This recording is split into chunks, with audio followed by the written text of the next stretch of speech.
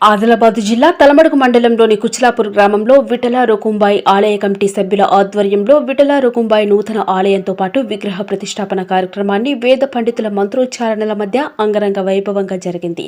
వివిధ గ్రామాల నుంచి వేలాదిగా భక్తులు కార్యక్రమానికి తరలిరావడంతో గ్రామం విఠల రుకుంబాయి నామస్మరణతో మారుమోగింది.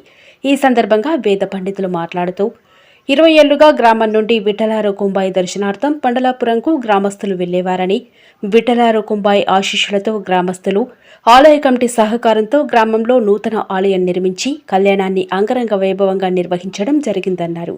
ప్రతి ఏడు ఈ కార్యక్రమాలు గ్రామంలో కొనసాగుతాయన్నారు.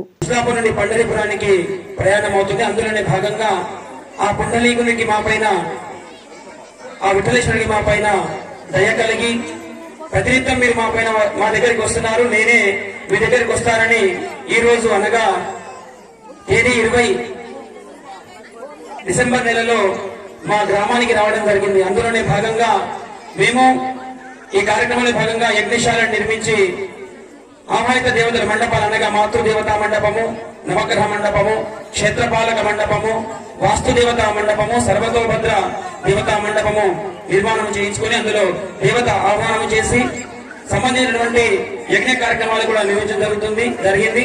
అదేవిధంగా లోక కళ్యాణార్థము సాక్షాత్ వసుదేవ సుతం దేవం కంస చానూర మర్దనం దేవకీ పరమానందం కృష్ణం వందే జగద్గురు మా గ్రామానికి వచ్చారు కాబట్టి ఆ జగద్గురువు లోక కళ్యాణార్థమై అందరూ కూడా కోరుకొని లోక కళ్యాణార్థము కళ్యాణం కూడా కొద్దిసేపట్లో నిర్వహించుకుంటాం. ఆ తర్వాత కళ్యాణం ద్వారా అందరికీ కూడా రక్ష కలగాలని కోరుకుంటాం.